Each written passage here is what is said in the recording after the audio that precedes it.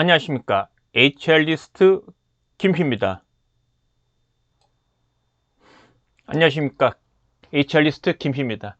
지난 영상에서는 HRD 업무의 시작이 되는 근거에 대해서 이야기를 나눴습니다.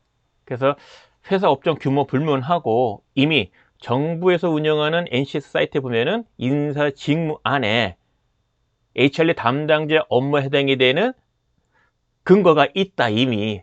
그래서 구체적인 역할과 책임에 대해서, 그리고 그것을 잘 수행하는 데 필요한 지식과 기술에 대해서 언급이 되어 있다라고 말씀을 드렸어요. 즉 무엇을 할 것인가 부분에 대한 고민은 사실은 안 해도 된다. 다만 내가 속한 회사의 CEO가 설정한 비전과 중장기 경영 목표와 연관이 된 전사 목표 달성을 위해 리더와 구성원의 성과 향상에 필요한 능력과 역량 개발에 초점을 둔 교육적 활동 제공이 HRD의 근거가 된다는 거죠. 그렇게 말씀을 좀 드렸어요. 이번 시간에는 이것도 마찬가지 제 블로그에 있는 겁니다. 오늘은 HRD 활동은 무엇으로 증명되는가? 그러니까 구체적으로 무엇을 해야 되는가? 그러니까 HRD 활동을 잘하고 있어, 못하고 있어, 이런 기준이 될 만한 것이 있다는 겁니다. 그 부분에 대한 거 오늘 좀 말씀을 드릴게요. 근데 그 제목처럼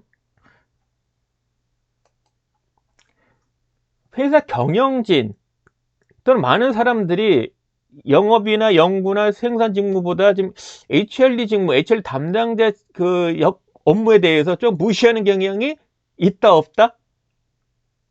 좀 비하하는 경우, 액면가 이하로 좀 평가하는 것 같아요. 근데 역설적으로 우리 회사 차원에 있어서의 인재 육성에 대한 수준은 역설적으로 HRD 담당자의 수준만큼 사실은 발휘되는 거예요. 이게 무슨 얘기냐면, 모든 직무가 다 중요하지만 특히 HRD 활동에 있어서의 그 레벨 수준은 HRD 담당자 수준과 거의 직결을 해요. 그러니까 회사 외형은 좋아, 순이익도 나, 그 다음에 회사의 어떤 브랜드 네임도 좋아. 그런데 인재 육성에 관한 수준을 나름대로 비교한다면 높지 않아. 그러면 회사 차원에서 왜 높지 않지? 라고 묻는다면은 HR 담당자의 수준과 직결이 된다라고 말씀드릴 수 있어요. 그런데 이런 부분 관점에서 경각심을 좀 가져야 되는데 그렇지 못한 게 현상이죠. 그래서 오늘은 HR 활동은 무엇으로 증명되는가에 좀 살펴보겠습니다. 앞서 소개한 영상하고 좀 연관된 부분 먼저 좀 짚고 갈게요.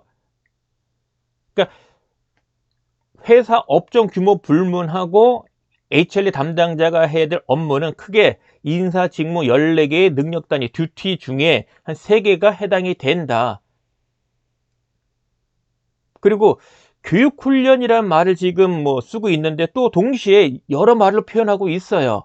특히 인력개발, 인재개발, 교육훈련이 이제 과거에 대세를 이뤘던 명칭이라면 지금은 탤런트, 피플 또는 컬처, 이와 같은 용어들이 명칭으로 좀 쓰고 있습니다. 하지만 본질은 다르진 않아요. 강조점이 그러니까 HRD 인사 직무 안에 3가지가 이제 HRD 해당이 된다고 그랬는데, 우선순위 문제, 강조점의 차이일지언정 그 자체가 뒤박 빠지거나 또는 추가된 것은 아니라고 생각이 듭니다. 그런 관점에서 이해할 필요가 있고요.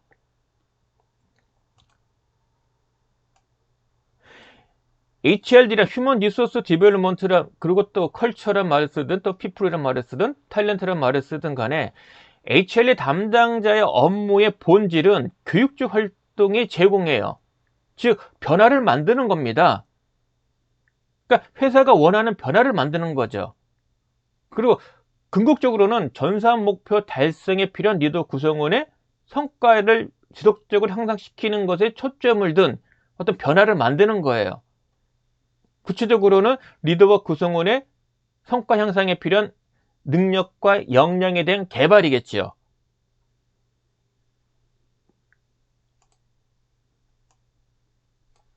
그래서 이와 같은 부분 HR 담당자가 제대로 수행을 해서 소기의 성과를 만들 수 있어야 되는데, 그런데 역설적으로 그럼 HR 담당자도 자기 업무를 발휘하는 데 필요한 능력과 역량을 갖춰야 되잖아요. 그래서 오늘 잠시라도 HR 담당자분이라면은 이 관점에서 한번 여러분들 한번 스스로 판단 한번 해보세요. 나는 HRD 담당자로서 업무를 수행하는 데 필요한 능력과 역량은 제대로 갖추고 있는지.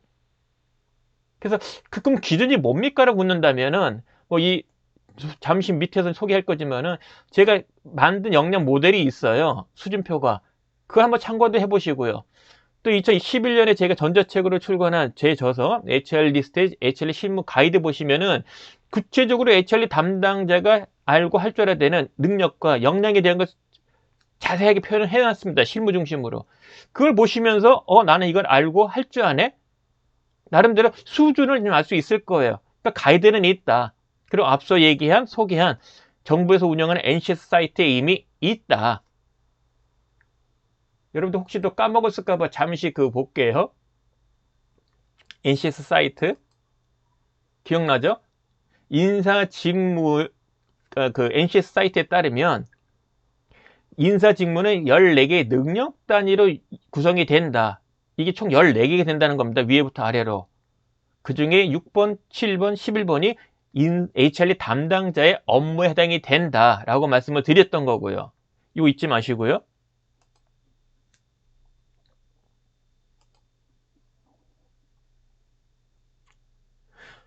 제 네이버 블로그 HR 리스트에 이미 올라가 있는 겁니다.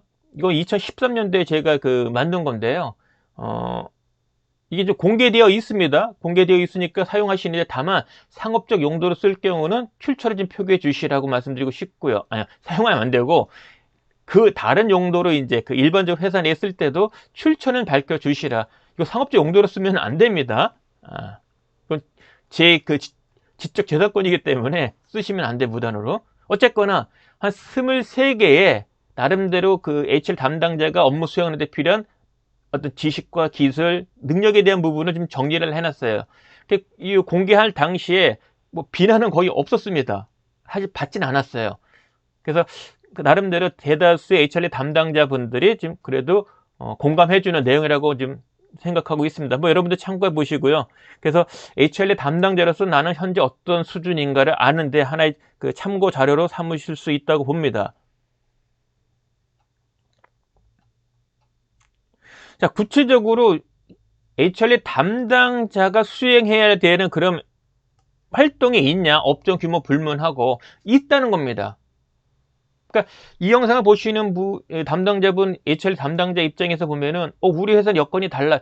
물론 회사마다 다르죠. 하지만 그냥 상식적으로 HR 담당자라면 수행해야 될 활동, 구체적으로 수행 활동이 있느냐? 있다는 것을 저는 이제 말씀드리는 거예요. 그래서 어찌 보면 지금부터 소개할 내용 부분은 순서적으로 가장 먼저 해야 될 것, 그리고 스코프 일의 어떤 범주로 봤을 때 가장 큰 덩어리, 그부터 작은 것, 이런 순서로 좀 편성을 좀 해놨습니다. 하나씩 볼게요.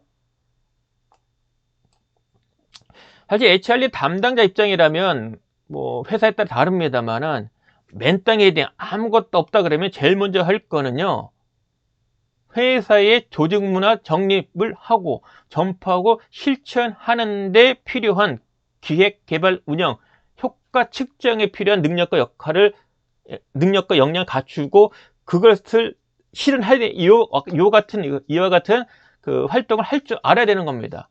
그러니까 조직 문화에 대한 정립, 전파, 실천이 HRD 담당자의 아주 중요한 활동이다 라고 말씀드릴 수 있고요. 두 번째 부분은 조직 문화가 정립됐다는 얘기는 조직 문화에 정립된 그 안에 내용을 보면은 다 우리 회사의 역량 모델의 근거가 돼요. 대표적인 게 핵심 조직 문화의 아주 주요 내용 중에 하나가 핵심 가치 아니에요. 핵심 가치는 모두에게 적용되어지는 생각하고 그 다음에 행동할 때 판단되는 기준으로 삼거든요. 이게 교육으로 치면은 공통 역량에 해당이 돼요. 그리고 조직 문화를 정립할 때 대부분이 CEO들은 자신이 생각하는 강조하는 리더에게 요구되어지는 것, 즉 리더십 역량을 사실은 강조하고 그걸 잘 정리하면 그게 바로 우리 회사의 리더십 역량이 됩니다. 그 다음에 회사에서 추구하는 비즈니스 모델은 우리 회사의 비즈니스 모델에 맞는 밸류 체인이라는 걸 갖게 되고요. 밸류 체인이 나왔다는 얘기는 우리 회사의 직무 전문 역량의 근거가 해당이 됩니다. 근거 해당이 돼요. 따라서 조직 문화가 정립이 잘 됐다는 얘기는 우리 회사의 역량 모델에 근거가 있다는 거죠. 따라서 역량 모델에 근거한 교육과정을 기획, 개발, 운영, 효과 측정할 수 있어야 된다. 그러려면 역량 정립을 먼저 할 수 있어야 된다. 그 같은 활동을 할 줄 알아야 된다는 얘기고요. 매년 11월경 되면은 새로운 CEO가 이제 취임을 하죠. 물론 연임할 수도 있지만은. 그러면 CEO가 바뀌면은 회사의 비전과 중장기 경영 전략이 바뀌어요. 그러면 임기 3년 또는 뭐 연임까지 한다면은 뭐 5년, 3년이나 5년짜리의 중장기 경영 전략을 수립을 하죠. 비전하게 중장기 경영 전략을. 그러면 당연히 각 분야, 인사, 재무, 뭐 영업, 마케팅, 생산, 뭐 연구 등 각 부문마다 그 기간에 해당이 되는 중장기 전략을 짜겠죠. 인사도 마찬가지죠. 그럼 인사 안에서도 육성에 관련되는, 인재 육성에 관련되는 전략을 요구하겠지요. 그러면 HR 담당자라면 스스로 우리 회사의 중장기 경영 전략과 연계가 된 중장기 인재 육성 전략을 수립할 수 있어야 된다는 겁니다.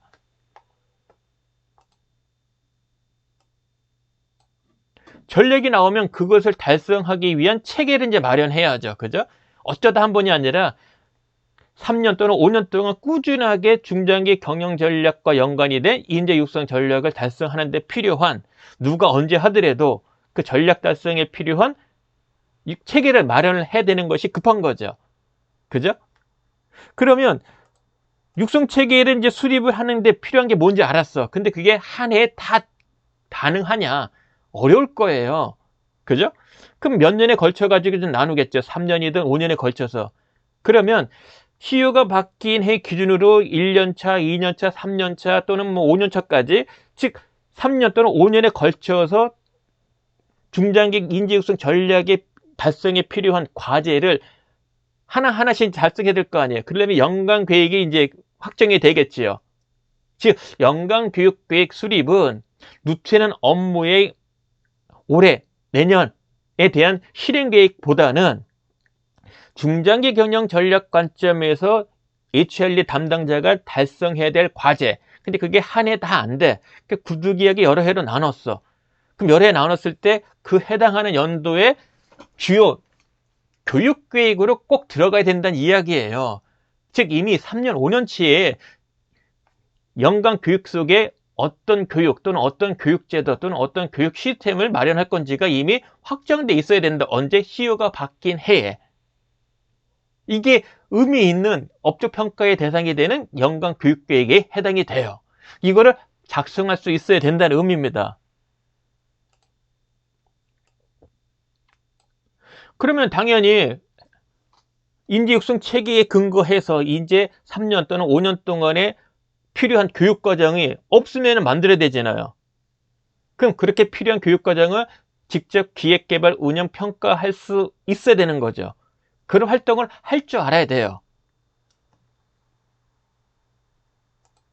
그 다음에 직무 전문성 향상 같은 경우는 HRD 담당자가 직접 교육 과정을 기획, 개발, 운영할 수가 없어요. 왜냐하면 HRD 담당자조차도 자신의 직무, 전문 역량에 해당하는 거를 부족한 게 많잖아요. 근데 하물며 타 직무에 대한 거를, 직무 전문 역량을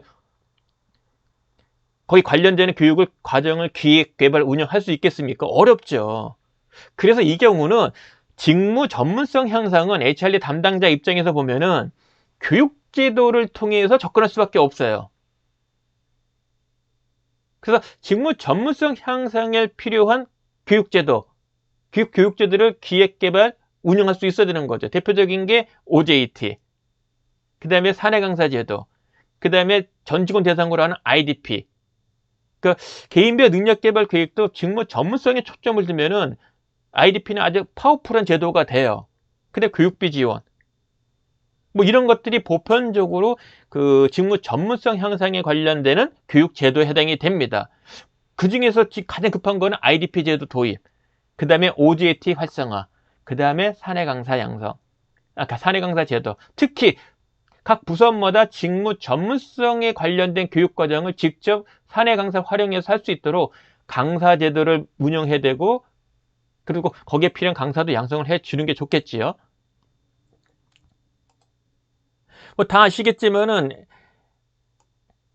HRD 담당자 입장에서 보면은 HRD 업무를 할 때 사실 혼자만의 힘으로 하기에는 벅차요. 그래서 특히 교육이든 인사든 간에 팩트에 근거해서 일을 해야 됩니다. 그러니까 현재 수준과 교육 후에 변화된 것을 팩트로 입증을 해야 돼요. 제일 좋은 거는 직접 일일이 다 물어보는 거겠죠. 근데 인원이 많아. 그럼 할 수가 없잖아요. 그래서 현상을 파악하거나 효과를 우리가 입증할 때는 주로 설문조사를 많이 씁니다. 근데 설문조사도 인원이 적으면은 설문지를 엑셀로 만들어서 뭐 워드로 만들건 보내서 작성하게 하고 작성된 걸 받아가지고 엑셀로 입력을 해서 집계를 해서 또 분석을 해. 근데 이게 수백 명이 돼 보세요. HRD 담당자는 혼자고 할 수 있겠습니까? 어렵죠. 그래서 적어도 HRD 직무를 하는데 도움되는 그 업무 지원해주는 IT 시스템이 필요한 게 뭐냐 그러면 회사 내부에 그 설문조사, 전자 설문조사 툴이 있으면 좋고요. 그 다음에 모든 교육 이력은 전산으로 입력이 되고 관리가 돼야 됩니다. 여기서 말하는 교육 이력은 인사의 이력 관리와 동등하게 이루어져야 되는데 아쉽게도 인사 시스템, 전산 시스템을 보면은 교육의 이력을 입력하는 그 시스템 부분, 그 부분이 아주 철저하게 꼼꼼하게 되지 않은 경우가 많아요. 무슨 얘기냐면 입력을 할 때 이건 분명히 일자인데 속성이 날짜에 대한 그 입력하는 칸인데도 불구하고 속성이 텍스트로, 그러니까 대부분 텍스트로 이게 설정이 된 데가 많아요. 그러니까 숫자를 쳐도 텍스트고 날짜를 쳐도 텍스트야. 그러니까 나중에 그 인사 DB에 있는 교육 이력에 대한 정보를 우리가 뭔가 활용을 하려면은 현상을 파악하거나 뭔가 이 분석을 할 때는 데이터가 제대로 안 나오는 거예요. 왜? 속성값을 제대로 설정 안 했기 때문에. 그런 일이 비일비재해요. 그리고 아예 교육 이력이 전사로 입력 안 된 경우도 있다는 거죠. 페이퍼상으로 있어. 이건 말이 됩니까? 예를 들자면 2024년도 1월 1일이면 2023년도 12월까지 교육 이력이 인사 기록 카드 안에 있어야 될 거 아니에요. 한번 여러분도 확인해 보세요. 지금 여러분의 인사 기록 카드에 교육 이력은 과연 업데이트가 몇 월까지 되어 있는지. 적어도 늦어도 매년 12월까지의 전년도 12월까지의 이력은 익년도 1월 중에는 업데이트가 돼야 된다. 그러려면 이력에 대한 입력 자체가 전산으로 입력될 수 있어야 되는데 입력할 때 그 수치들 값이 텍스트냐 월이 그 뭡니까 날짜냐 수치냐가 명확하게 구별돼서 시스템이 만들어져야 된다. 이걸 말씀드리는 거고요. 그 다음에 인사 직무 중에 조직 문화 관리 부분이 HRD 담당자 몫이라고 했어요. 따라서 조직 문화는 현상에서 바람직한 방향으로 변화시키는 거거든요.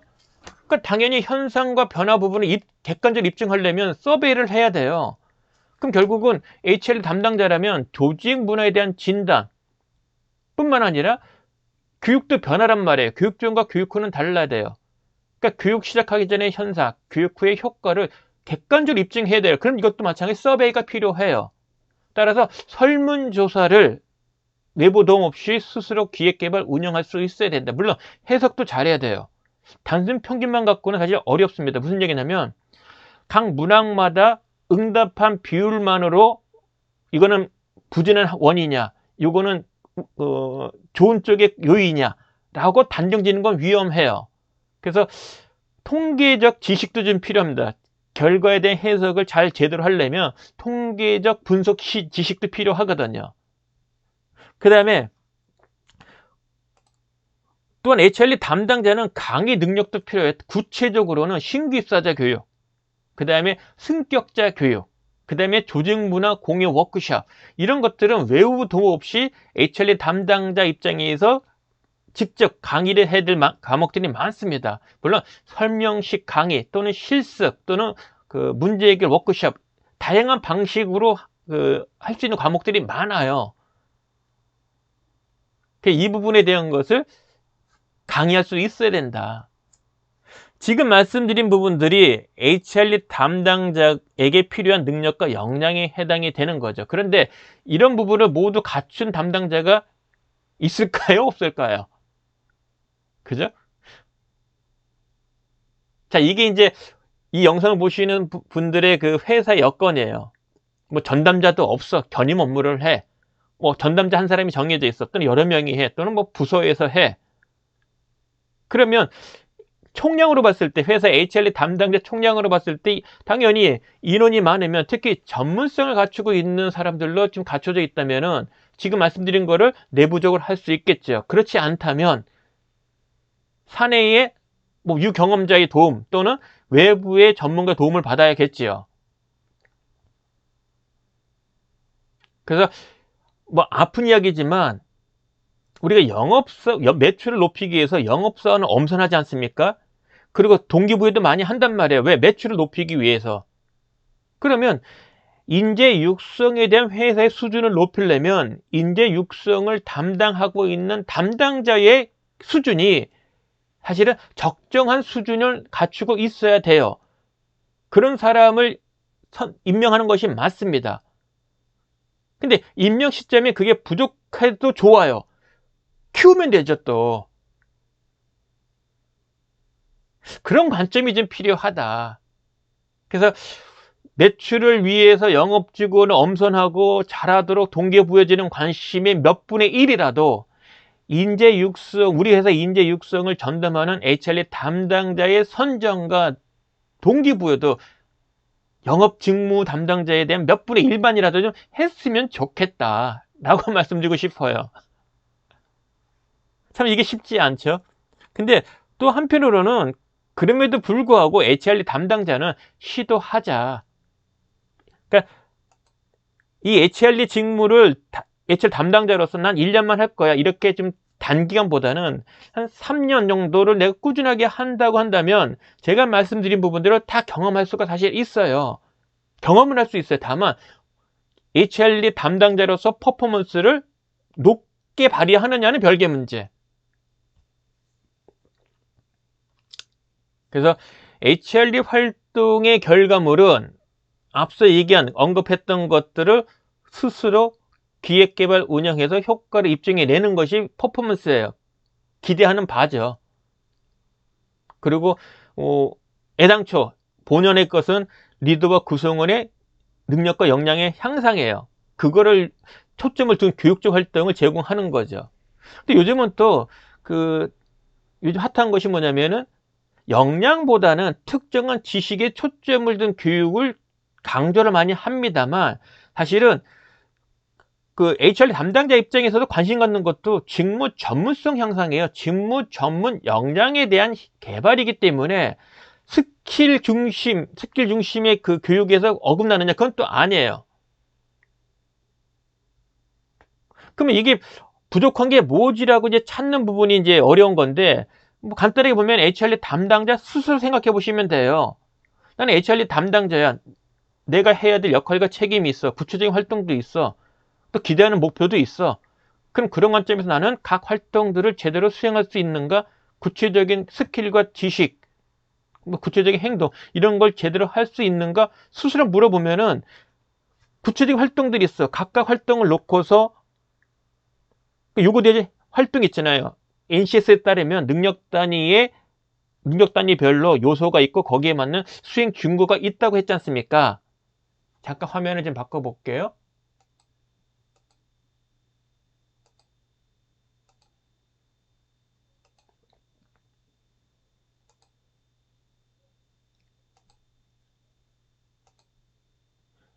수행 준거가 있지 않습니까? 거기 회색으로 되어 있는 그 왼쪽에 능력단위 요소, 오른쪽에 이제 수행 증거 있는데, 구체적으로 HRD 담당자 입장에서 이거는 이제 인사 쪽이네요. 그러니까 모든 직무마다 구체적으로 수행해야 되는 활동과 지식, 발휘해야 되는 지식과 스킬과 기술이, 행동이 있어요. 이미 있다는 거죠, 가이드가. 그럼 이걸 각각 놓고서 내가 이걸 잘하는가, 부족한 거 뭐지, 얼마큼 부족하지, 알 수 있다는 거죠.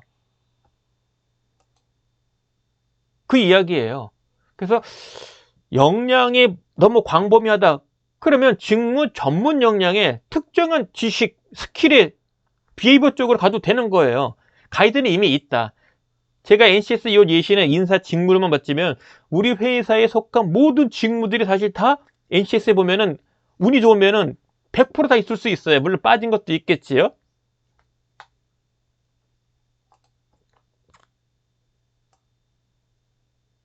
결론적으로 말씀드리면은 HRD 담당자는 CEO나 인력 담당 임원이 임명을 해요. 그죠? 그리고 복수 후보자에 대한 선정 부분은 해당 부서장, 인사부서장이 추천할 거예요. 그래서 우리 회사의 현재 인재 육성에 관련된 수준이 낮다, 뭐 소소하다 또는 뛰어나다라고 우리가 생각한다면 그와 같은 결과물을 만들어낸 HRD 담당자가 있다는 것을 의미하고 그것을 해당이 되는 사람을 추천한 인사부서장이 있다는 거고 그런 추천을 받은 사람 중에서 또 엄선을 해준 인력 담당 임원과 CEO가 있다는 거죠. 그죠? 그래서 영업, 연구, 생산 직무만큼이라도 생각을 해주고 그리고 HRD 담당자를 그런 관점에서 선정을 해주면 좋겠어요. 그러면 제가 앞에서 말씀드렸던 요 HRD 담당자의 활동, 구체적인 활동 이 부분에 대한 것을 물론 순차적으로 제대로 잘 할 거라고 저는 생각이 듭니다. 그래서 견임 업무를 하는 경우는 이제 뭐 HR 담당자인데 업무를 인사 업무도 해. 버겁겠죠. 하지만 최소 3년 정도를 근무를 한다면 이 HR 업무를 한다면 제가 앞서서 설명드렸던 이 활동들의 그래도 많은 부분들이 순차적으로 마련되지 않을까 싶어요. 그리고 제가 다른 영상에서 말씀드렸지만은 HRD 활동은 1년 365일은 사실 도돌이표예요. 거의 올해와 내년이 비슷합니다. 물론 경영 이슈, 우리한테 HR 담당자가 해결할 경영 이슈가 아주 유니크하지 않다면 접근 방법상으로도 거의 유사합니다. 그래서 한번 세팅이 어려운 거지. 그래서 운영하는 데는 매년 그렇게 맨땅 헤딩 되는 만큼 어려운 건 아니다.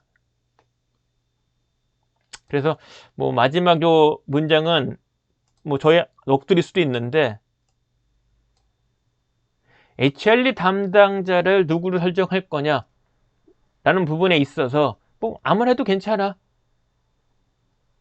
그렇다면은 우리 회사의 전산 목표 달성에 필요한 성과를 만드는데 리더와 구성원의 어떤 역량 개발은 사실은 기대하면 안 된다. 만약 기대를 한다면 그 업무를 하는 사람 중요한 거 아닙니까? 전산 목표 달성에 필요한 퍼포먼스 만드는데 리더와 구성원의 역량 개발을 해준다는 건데 중요한 거 아니겠어요? 그러면 HRD 담당자에 대한 엄선, 그리고 능력 개발 지원, 그리고 적정한 동기부여도 필요하다. 오늘의 결론입니다. 자, 오늘의 영상 이걸로 마치겠습니다. 고맙습니다.